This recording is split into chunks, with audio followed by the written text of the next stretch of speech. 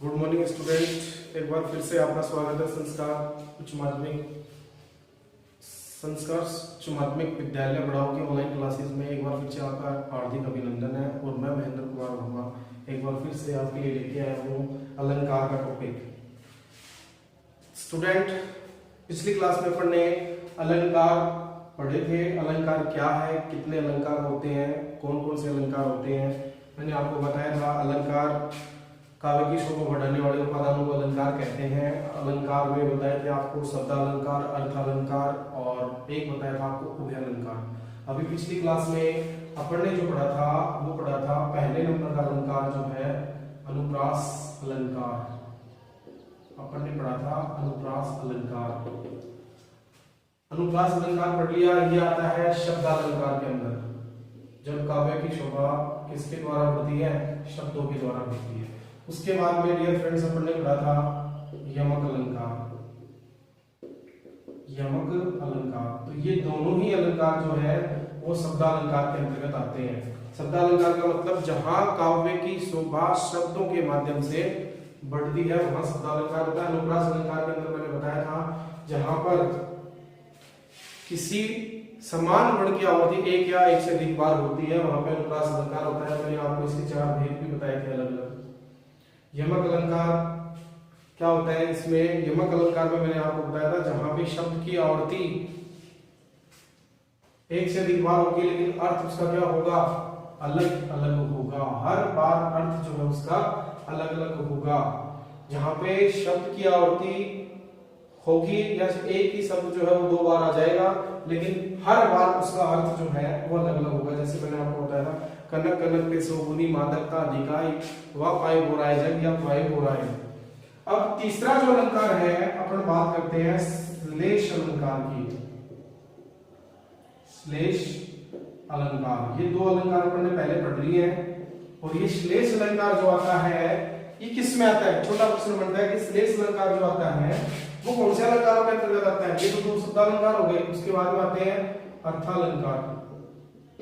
क्या आते हैं उसके बाद में, अर्थालंकार। लेकिन ये श्लेष अलंकार जो है ये क्या होता है, इसमें काव्य की सुंदरता जो बढ़ती है, शोभा जो बढ़ती है वो शब्दों और अर्थों के माध्यम से बढ़ती है, दोनों के माध्यम से। शब्द प्लस अर्थ दोनों, और दोनों को अपन बोलते क्या है, दोनों का मतलब उभया।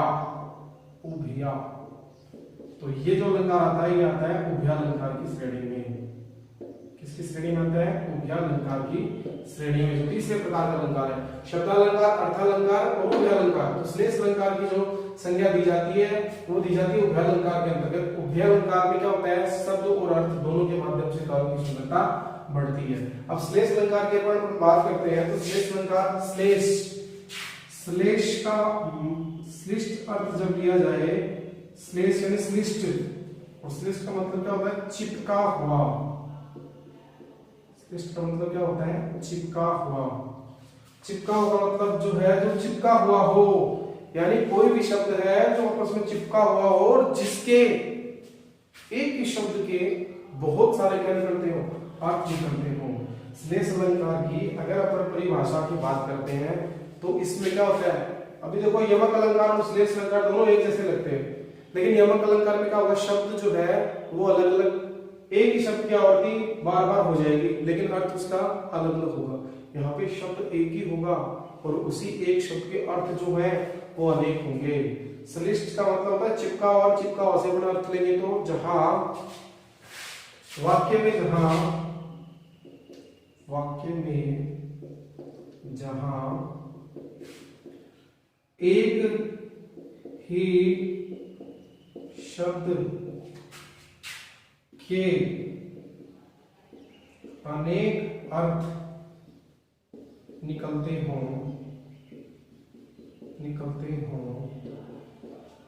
वाक्य में जहां एक ही शब्द के अनेक अर्थ निकलते हों वहां श्लेष अलंकार होता है।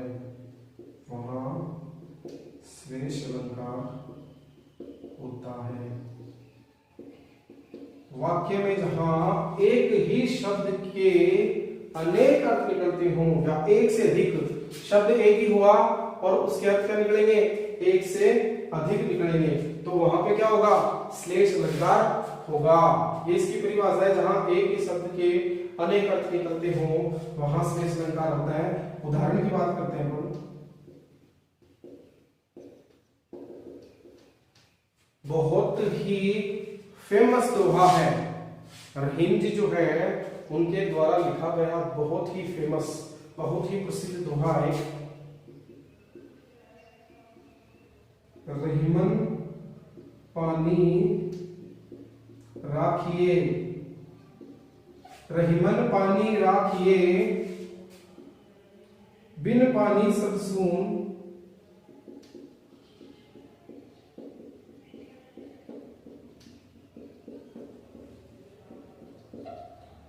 रहीमन पानी राखिए बिन पानी सब सून, पानी गए न उबरे, पानी गए न उबरे, मोती मानुष सून। रहीमन पानी राखिए बिन पानी सब सून, पानी गए न उबरे, मोती मानुष चून।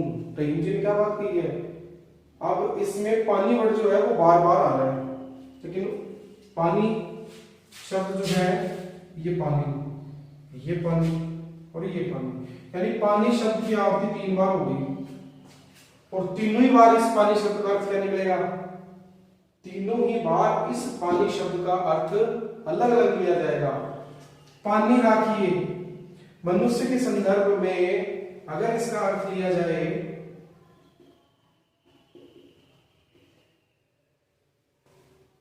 पहले मोती के संदर्भ में इसका अर्थ लेंगे, पहले मोती के संदर्भ में, मोती के संदर्भ में, मोती के संदर्भ में पानी का अगर अर्थ लेंगे तो लिया जाएगा चमक से। ठीक है, अब मनुष्य मनुष्य के रूप में, मनुष्य के संदर्भ में पानी शब्द का अर्थ लेंगे तो होगा इज्जत, और चून के संदर्भ में पानी शब्द का अर्थ लेंगे तो क्या होगा, जल। यानी पानी वर्ड एक ही है और इसके अर्थ क्या है, 3 बार पानी शब्द जो आया था ये तीनों ही बार उसके अर्थ क्या निकले हैं, अलग अलग। मोती के संदर्भ में पानी का मतलब क्या हुआ, चमक से। मोती की परख किससे की जाती है, उसकी चमक से। मनुष्य जो है उसकी परख उसकी इज्जत से है, और चून को बिना जल के क्या नहीं, मथा नहीं जा सकता। इसलिए क्या कहा है, रहीमन पानी राखिए, मनुष्य के संदर्भ में बात की कि हमें मनुष्य को इज्जत रखनी चाहिए।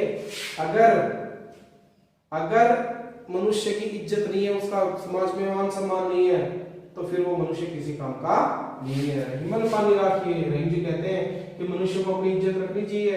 अगर इज्जत बरकरार रही तो सब कुछ है, अगर एक बार इज्जत चली गई तो सब कुछ फ्लॉप हो जाएगा। अगर एक बार मनुष्य की इज्जत चली गई तो बाद में चाहे अपन कुछ भी प्रयत्न कर ले, वो एक बार गई इज्जत जो है उसको दोबारा प्राप्त नहीं किया जा सकता है। पानी गए न उबरे, अगर एक बार इज्जत चली गई तो उसके बाद में कुछ नहीं किया जा सकता है, चाहे कुछ भी कर ले। जो पहले वाला जो मान सम्मान है ना, वो वापस नहीं मिल पाएगा। इसलिए मोती के संदर्भ में पानी का अर्थ यहाँ पे अपन ने चमक से ले लिया, मनुष्य के संदर्भ में इसका अर्थ अपन ने इज्जत से ले लिया, और चून के संदर्भ में इसका अर्थ अपन ने जल से ले लिया। यानी एक ही शब्द के अनेक अर्थ निकले, चिपके हुए हैं ये अर्थ जो है। मनुष्य के संदर्भ में लगाया तो अपन ने चिपका हुआ था इज्जत से, इज्जत रखनी चाहिए भाई। दूसरी बात, मोती से लिया तो चमक से हो गया, और चून से लिया तो जल से हो गया। अब बात करते हैं, ये तो हुआ उदाहरण, अब बात करते हैं श्लेष अलंकार के भेद। इसके भेद भी होते हैं, श्लेष अलंकार के भेद, श्लेष अलंकार के भेद। श्लेष अलंकार के भेद की अपन बात करते हैं, कुछ इसके 2 भेद होते हैं। एक तो सभंग श्लेष अलंकार, सभंग श्लेष अलंकार, और एक होता है अभंग श्लेष अलंकार। जिस प्रकार से यमक अलंकार के अपन ने भेद किए थे, उसी प्रकार से श्लेष अलंकार जो है उसके भी कितने भेद हैं? दो भेद हैं। कितने भेद हैं? दो भेद हैं, सभंग और अभंग। सभंग मैंने बताया था जिसको तोड़कर अर्थ निकाला जाए, और अभंग का मतलब क्या है? जिसको बिना तोड़े ही अर्थ जो है अच्छी तरह से समझ में आ जाए। तो अपन बात करते हैं अभंग श्लेष अलंकार की। अभंग श्लेष अलंकार,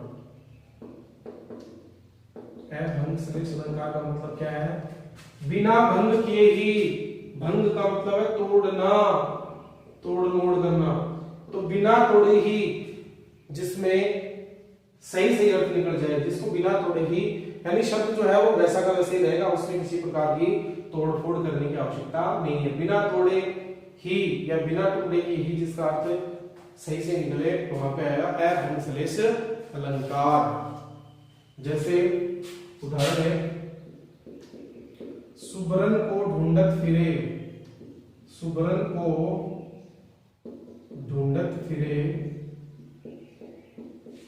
कभी कामी और चोर।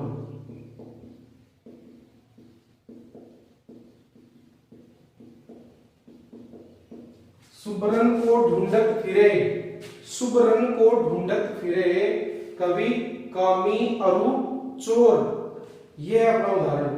तो यहां पे आपने को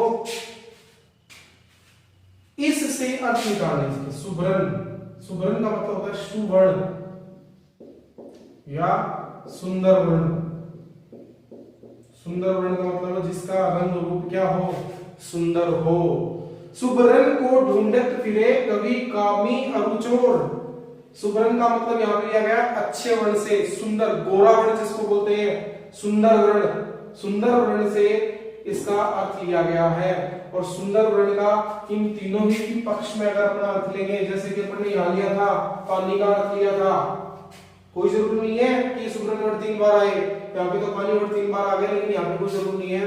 तो इसी एक ले इस सुबरन से इन तीनों का अर्थ लिया जाएगा। सुबरन का मतलब मैंने आपको बता दिया है सुंदर वर्ण, यस, या सुंदर लगने वाला। तो सुबरन के पक्ष में अगर सुबरन जो है, ये सुबरन यानी सुंदर वर्ण का अपन कवि के रूप में अगर इसका अर्थ लेंगे तो क्या होगा? सुबरन वर्ण का अर्थ कवि के संदर्भ में अगर लेंगे, कवि के संदर्भ में या कवि के विषय में इसका अर्थ अपन लेंगे तो क्या आएगा? सुबरन कवि, कवि का काम क्या करना है? लिखना। तो कवि से अगर इसका अर्थ लेंगे तो सुंदर अक्षर, क्योंकि सुबरन का मतलब ही होता है सुंदर, इसका अर्थ लेंगे मतलब सुंदर अक्षर। सुबरन का मतलब है सुंदर वर्ण, सुंदरता के लिए, और सुबरन से कवि के संदर्भ में अगर इसका अर्थ लेंगे तो सुंदर अक्षर हो गया। ठीक है। कामी के विषय में अगर इसका अर्थ लेंगे, कामी के विषय में अगर इसका अर्थ लेंगे, कामी, कामी का मतलब होता है कामदेव, और कामदेव जो है उसका वर्ण कैसा है? सुंदर रूप। देवताओं में जो सबसे सुंदर है वो कौन है? वो है कामदेव। तो यहाँ पे कामी के संदर्भ में अगर अपन ने सुवर्ण का अर्थ लिया तो उसका मतलब क्या हुआ? सुंदर रूप। अब चोर के संदर्भ में, चोर के संदर्भ में यदि हम सुवर्ण का अगर लेते हैं तो चोर किसकी चोरी करता है? सोना, चांदी, जो भी चीज है, क्योंकि सबसे ज्यादा कीमती क्या है? सोना ही है। तो देखो इसमें सुवर्ण जो है उसके एक ही शब्द के इन तीनों के रूप में अलग अलग। कवि, कवि के पास सुंदर क्या है? लिखाई, सुंदर अक्षर है। कामी, कामदेव, उसका सुंदर रूप है। और चोर के पास सुंदर वस्तु क्या हो सकती है? सोना। यानी इसका अलग अलग अपन ने अर्थ लिया तो ये अर्थ निकला है। तो ये आ गया अभंग श्लेष अलंकार, जहां पे क्या किया? बिना तोड़े ही बिना शब्द की काट छाट किए ही अपन ने अर्थ निकाल दिए हैं। तो ये आ गया अपना आयतभंग श्लेष अलंकार। अब अपन बात करते हैं सैभंग श्लेष अलंकार की। सैभंग श्लेष अलंकार, सैभंग श्लेष अलंकार के अंदर क्या होगा? सैभंग जिसको तोड़ दिया जाए या जिसमें काट छाट करके जिसका अर्थ निकाला जाए। यहाँ पे सुंदर सुवर्ण था, इसको तोड़ा फोड़ा नहीं बिल्कुल भी। अब यहाँ पे क्या होगा? इसको काट छाट की जाएगी, इसमें तोड़कर या काट छाट करके जिसका क्या निकाला जाए? अर्थ निकाला जाए। शब्द जो होगा उसमें तोड़ मोड़ की जाएगी। कोई भी शब्द है जिसका अर्थ लिया जाएगा उसको तोड़ करके उसका दूसरा अर्थ जो है वो निकाला जाएगा। वहां पे है सैभंग श्लेष अलंकार। इसके उदाहरण की अगर अपन बात करते हैं तो आएगा अजो तरियो ना ही रहियो, अजो तरियो ना ही रहियो, अजो तरियो ना ही रहियो श्रुति सेवक इक रंग, अजो तरियो ना ही रहियो श्रुति सेवक इक रंग, नाक बास बेसर रहियो, नाक बास बेसर लहियो, नाक बास बेसर लहियो, नाक बास बेसर लहियो, वसी मुक्तन के संग, वसी मुक्तन के संग। ये है, ये 12वीं की अपनी जो हिंदी की किताब है उसमें बिहारी जी वाला जो पाठ है उसका दोहा है ये। जो करियो ना ही रहियो श्रुति सेवक की करंग, नाक पास बेसर रहियो बसी मुक्तन के संग। अब इसमें तरियोना वर्ड जो है उसके बिना टुकड़े की अगर तरियोना का अर्थ लें तो क्या होगा? तरियोना वर्ड जो है अगर उसको बिना तोड़े अगर उसका अपना अर्थ निकाले तो क्या होगा? कान का आभूषण, कान का आभूषण, यानी कान में पहने जाने वाला कोई ये क्या है? आभूषण है। ठीक है। और इधर ये नाक बास बेसर का मतलब है, बेसर जो है ये नाक में पहने जाने वाला आभूषण है, ये नाक का क्या है? आभूषण। अब इसका अर्थ क्या हुआ? अज्जो यानी अब तक की है तरियोना, तो अब तक कान का आभूषण ही बना रहा। तूने इतने दिनों तक भगवान की एक टक दृष्टि से या मन कर्म वचन से भगवान की तूने सेवा की है और तू अब तक कान का आभूषण ही बना रहा।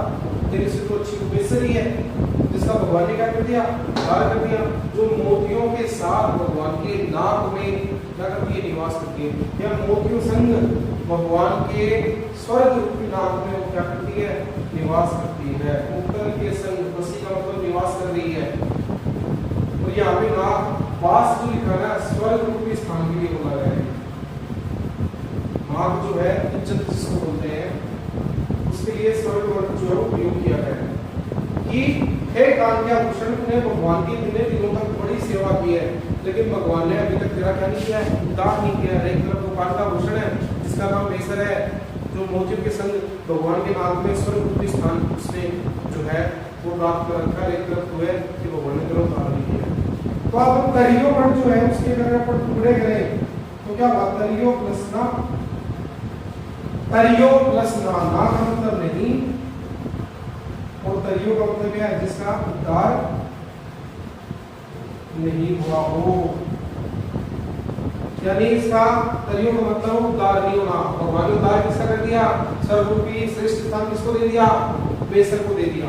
और इसका अभी तक क्या नहीं किया? उद्धार। यानी टुकड़े करने पर अर्थ क्या निकला? जिसका भगवान ने क्या नहीं किया? अभी तक उद्धार नहीं किया। तो इस प्रकार से आएगा सैभंग श्लेष अलंकार। अब अपन बात करते हैं चौथा जो है अपना उपमालंकार। इस अलंकार के अंतर्गत क्या होता है? उपमालंकार में क्या बताई जाती है?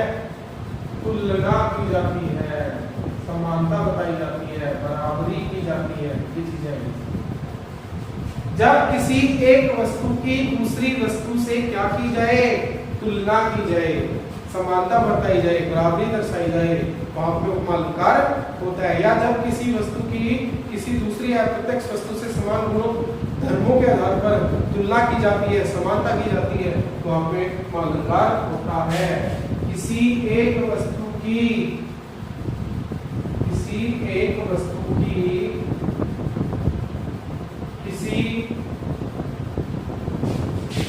दूसरी वस्तु से तुलना करना। अलंकार में क्या होता है? किसी एक वस्तु की किसी एक पदार्थ की किसी दूसरे पदार्थ से, किसी एक वस्तु की किसी अप्रत्यक्ष दूसरी वस्तु से जब तुलना की जाती है, वो किसके आधार पर? समान गुण धर्मों के आधार पर तुलना की जाती है, तो वहां पर उपमा अलंकार होता है। इसका मतलब ही होता है तुलना करना या समानता करना या बराबरी दर्शाना। उपमा अलंकार की बात करें तो इसमें एक उदाहरण है, चंद्रमा सा कांति में मुख रूप दर्शन है तुम्हारा। उदाहरण की बात करते हैं, चंद्रमा सा कांति में मुख रूप दर्शन है तुम्हारा। चंद्रमा सा क्रांति में मुख रूप दर्शन है तुम्हारा। अब इसमें क्या होगा? अपने को किसी सुंदर स्त्री, कोई सुंदर स्त्री है, उस सुंदर स्त्री के मुख की तुलना की गई किससे? चंद्रमा से। चंद्रमा के समान उसका मुख जो है साधारण धर्म सुंदर या रूप बताया गया है, और वाचक शब्द जो है इसमें सा हो गया है। यानी इस उदाहरण में ये बात अपने को बताई गई है कि चंद्रमा सा कांति में मुख रूप दर्शन तुम्हारा, किसी स्त्री के सुंदर मुख को जो है चंद्रमा के समान बताया जा रहा है, या किसी का स्त्री का कोई मुख है और उस मुख की तुलना किसी की जा रही है? चंद्रमा से। क्या बनाने के लिए? सुंदर बनाने के लिए। तो देखो उपमा अलंकार की अगर बात करते हैं तो उपमा अलंकार के भेद होते हैं। उपमा अलंकार के अंग भी बता सकते हैं या भेद भी बता सकते हैं। ये 4 अंग होना जरूरी है। 4 अंग में पहला है उपमेय, दूसरा उपनाम, उपमेय उपमान, तीसरा साधारण धर्म, और चौथा जो आएगा अपना वाचक शब्द।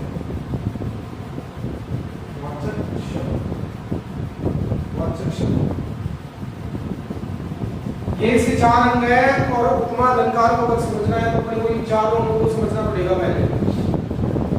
उपमेय की बात करें तो उपमेय क्या होता है? उपमेय का मतलब क्या होता है? उपमेय का मतलब है जिसकी तुलना की जाए। उपमेय का मतलब क्या है? जिसकी तुलना की जाए। उपमान जिससे तुलना की जाए, समान गुण धर्म। उपमेय और उपमान में, उपमेय व उपमान में जो समानता दर्शाने वाला होता है, समानता दर्शाने वाला जो शब्द होता है वो होता है साधारण धर्म। और वाचक शब्द जो होते हैं उपमेय और उपमान में समानता दर्शाने के साथ साथ जो वाचक शब्द होते हैं, जैसे इसमें क्या करता है?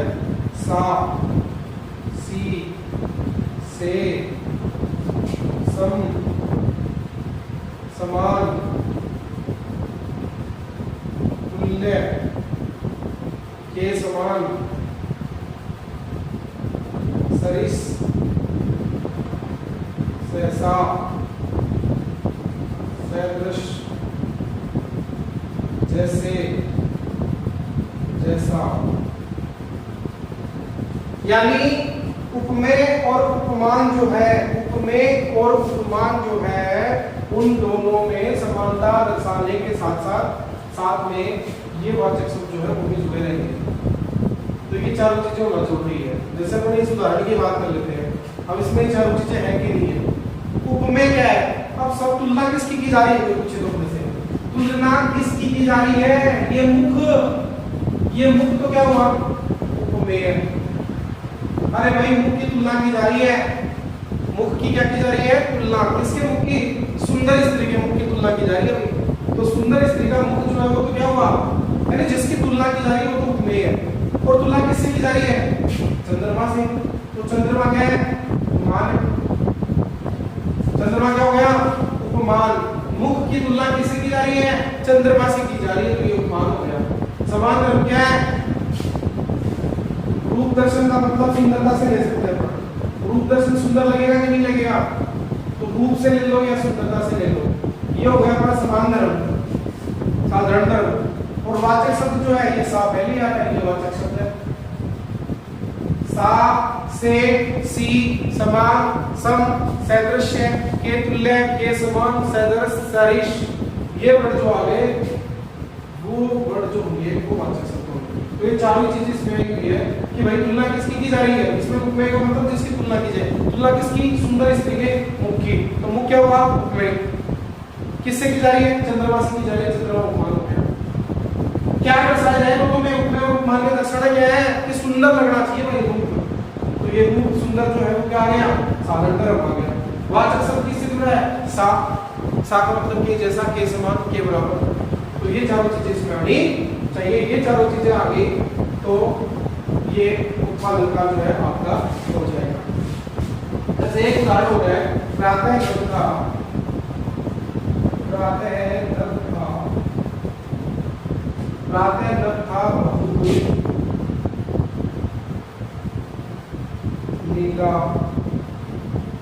शंख जैसे। प्रातः नभका बहुत नीला शंख जैसे। अब इसमें उपमेय और उपमान जो है वो लगाने पड़ेंगे, अपने को देखने पड़ेंगे चारों चीजें। अगर चारों चीजें अगर समझ में नहीं आए तो ये थोड़ा पटाखी है, तो इसमें अपने को ये अगर चारों ये सारी चीजें अगर याद रहेगी, तो जैसे इसमें जैसे आ गया, जैसे क्या है ये वाचक शब्द है, जैसे क्या है वाचक शब्द है। नभ, नभ कैसा था, नीला था, किसके समान, शंख के समान। प्रातः नभ था बहुत नीला शंख के समान। तो नभ, नभ की तुलना हो रही है किससे, शंख से। और समानता दर्शाने क्या है, नीला। और वाचक शब्द हो गया जैसे। तो ये चारों चीजें उपमेय भी हो गया, उपमान भी हो गया, साधारण धर्म भी हो गया, वाचक शब्द भी हो गया। ये सारी चीजें आ गई। और एक उदाहरण और भी है, हंसने लगे तब हरी, हंसने लगे तब हरी कहा पूर्णेन्दु सा खिल गया। हंसने लगे तब हरी कहा पूर्णेन्दु सा खिल गया। हंसने लगे, कौन हंसने लगे, हरि। हरि का मतलब कौन है, भगवान से है। भगवान कौन से, श्री कृष्ण भगवान, संबोधन श्री कृष्ण भगवान का। पूर्णेन्दु सा खिल गया, पूर्णेन्दु का मतलब क्या है, पूरा इंदु, चंद्रमा। जिस प्रकार से चंद्रमा खिल जाता है ना, उस प्रकार से जब हंसने लगे हरि तो उनका मुख जो है चंद्रमा के समान क्या हो गया, खिलने लग गया। चंद्रमा के समान खिलने लग गया। जिस प्रकार से चंद्रमा चमकते हुए सुंदर लगता है, उसी प्रकार से जब हरि हंसने लगे तब आहा संबोधन के लिए मजा आ गया। जब हरि हंसने लगे तो उनका मुख जैसे खुला, तो उसको देख करके ऐसा लगा जैसे चंद्रमा पूरा पूरा क्या हो गया, खिल गया। तो ये तुलना करके हरि के मुख की किससे, चंद्रमा से। ये देखो वाचक शब्द आ गया सा। तो इस प्रकार से आएगा। अब अपन बात करते हैं उपमा अलंकार के। तो चार होंगे, अगर ये चारों अंग नहीं याद हो तो अपने को वाचक शब्द याद रखने। ये वाचक शब्द अपने को उदाहरण में जरूर मिले। मुख कमल के समान है, जैसे आ गया मुख कमल के समान है। मुख कमल के समान है या कमल के जैसा है। तो के समान वर्ड आ गया ना, के समान, समान या के समान, ये वाचक शब्द आ गया। देखो मुख, मुख हो गया उपमेय, उपमान क्या है? कमल, समान, वाचक शब्द हो गया। ये चीजें अपने को बतानी है। ये चारों चीजें अगर आएंगी तब भी हो पाएगा। अब उपमा अलंकार के भेद भी हैं। उपमा अलंकार के भेद भी होते हैं। उपमा अलंकार के भेद भी है 3 है, लेकिन भेदों के ज्यादातर प्रश्न नहीं पूछते हैं। पहला है अपना उपमा अलंकार में अगर अपन बात करते हैं तो इसमें पहला जो आता है वो तो लिख लेता हूँ। पहला जो आता है इसमें वो आता है पूर्णोपमा। पूर्णोपमा, पूरा, लुप्तोपमा, लुप्त करने पर होएगा मालूपमा। ये 3 भेद है इसके उपमा अलंकार के। पूर्णोपमा का मतलब है जिसमें उपमा अलंकार के चारों अंग जो है उनका क्या किया जाए? प्रयोग किया जाए। चारों अंगों से उपमेय, उपमान, साधारण, वाचक शब्द। लुप्तोपमा में क्या हुआ? कोई अंग हटा दिया जाए या लुप्त कर दिया जाए, और मालूपमा में केवल एक ही अंग है। तो इस प्रकार से जो है ये उपमा अलंकार है, इसके भेद है। सीधा सीधा अगर अपने को याद रखना हो तो अपने को ये वाचक शब्द याद रखने। सा, सी, से, सम, समान, तुल्य के, समान, सरिस, सहसा, सदृश, समान के, जैसा, जैसे। ये अगर चीजें अपने याद रहेंगी तो उपमा अलंकार को हम आसानी से कर पाएंगे। तो आशा है आपको मैंने 2 अलंकार पढ़ाए। आप एक तो पढ़ाया मैंने आपको श्लेष अलंकार, इसके भेद बता दिए,